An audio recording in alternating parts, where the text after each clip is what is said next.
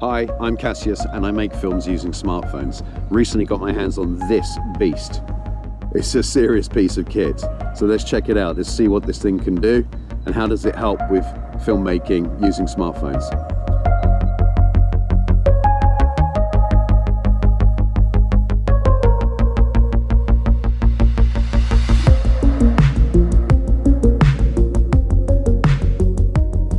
So I've waited days and days for the weather to pick up here in the UK. Unfortunately it hasn't, so I'm having to just do it against this horrible white sky, and it's cold and wet. That's British weather for you. So let's get on and look at the design of this. Overall, the design on this I think is absolutely superb. I genuinely really like it. I love the grips on this. It's very sturdy in design. Proper metal or aluminium, whatever it might be, but it's really sturdy, strong, very well connected. All the accessory parts connect really well, and I really like the hub where you can connect all the extras that you need while filming, which is your audio, extra power for batteries, etc. So, and also HDMI obviously for monitor connection as well, which is really useful. So let's now look at the components. Let's look at all the extra bits that come with it and how they all sort of interconnect. So obviously we have the cage here. It has 4 screws in the corners that you have to undo in order to obviously pop the phone in, and then various connections for the accessories around the edge of the case, which is really cool. So that's the basic cage itself. So we have the cooling fan, very clever, this little device, and that connects onto the phone, and it really does help, especially if you're filming ProRes, because your phone is going to heat up pretty damn quick. There are various different handles. This is a really nice wood effect, circular, smooth grip handle, which connects to the side of the cage, and you also get 2 of these as well to connect, which are the more standard. Good thing is they're very adjustable, which is great, so you can adjust accordingly there. But also what's really good is if you push this little button, it's a bit stiff, but you can actually twist the angle of the handle, which is really cool. And for extras, you've got a 1/4 inch thread there, so again you can attach, you know, another microphone on top of there if you've got a cold shoe mount. So yeah, you get a variety of different handles to connect to the cage. You also have this for ND filters, which is great over the lenses. This just connects like so, there, and then close it, and it clips in just like so. So here's an ND filter. This is an ND8. There's a magnet, and it just clips into place, and it's all ready to go, which is pretty good. So it's pretty neat so far, all the different add-ons. And next we have the hub. So this is a power source. This is also where you can have multiple connections, which is really clever in its design. Lock it in place, and there it is. Now it has different connections. We've got a mic input there. We've got HDMI. We've got some Type-Cs here for connections as well, whatever you need. And we also have a 1/4 inch thread, which is really good for attaching to tripods or a different camera plate. This cable here is what you then connect into your phone, like so. So then it will obviously read all of these connections through this central thing here, which is really clever. There's also this grip handle, which is Bluetooth and cable connection for recording, and also manual focusing to pull focus, which is really cool. And that connects into the side here. Now obviously you've got this cable here if you're running things into the hub. So what you do is you have to take this cable out of the grip, and then basically find the connection here, and this cable will hide inside it like so, and close. There we go. And there it is. clipped on solid. Also has another mic input here, which is great. Also has extra holders for your battery power supply, or for your external hard drive, anything like that. And again, that will just click in and it's there. And the great thing is you can also use a light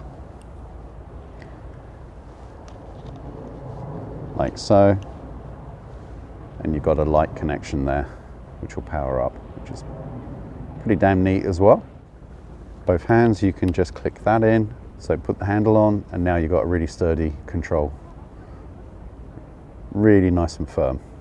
Audio wise, that all connects really well. If you're using what I use, which is the Blackmagic camera app, then obviously you can monitor your audio on the screen itself. We have got this audio input, which is really good, directly into the hub.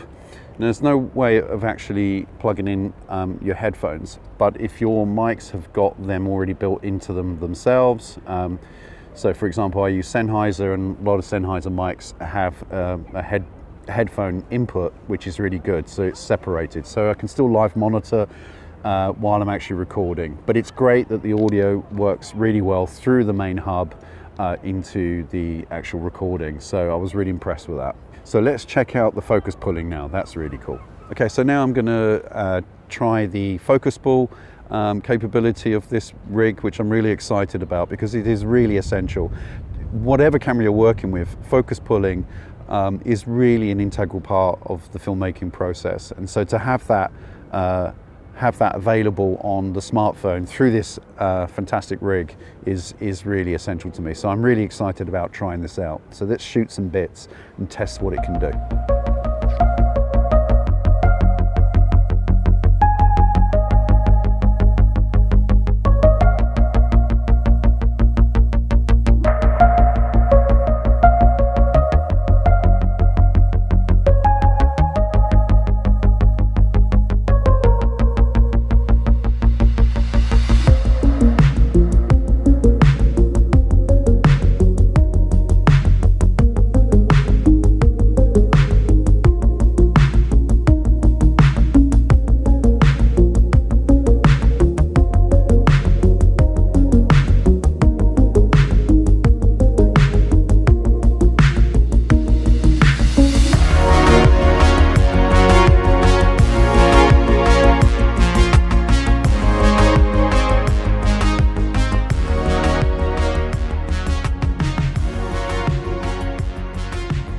So I would say that is absolutely spot on.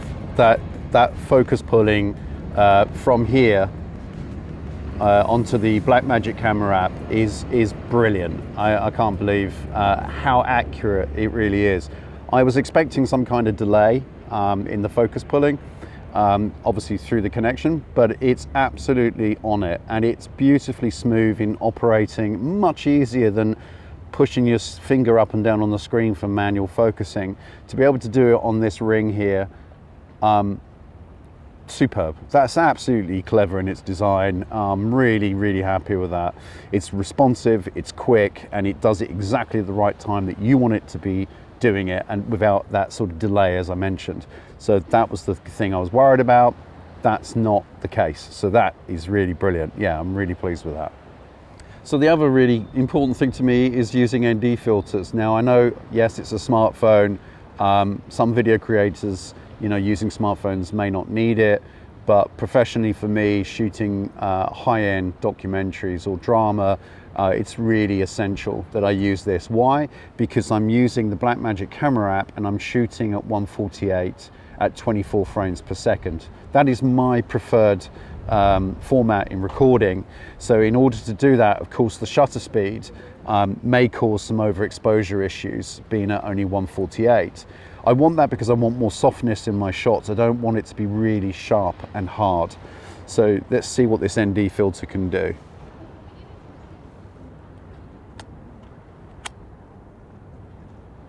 Yeah, straight away there's a difference. So it's a really horrible white sky that we're dealing with, but straight away I can see a huge difference in what it's doing. It's giving a little bit more detail and contrast in the cloud above the Millennium Dome, which I'm actually filming at the moment.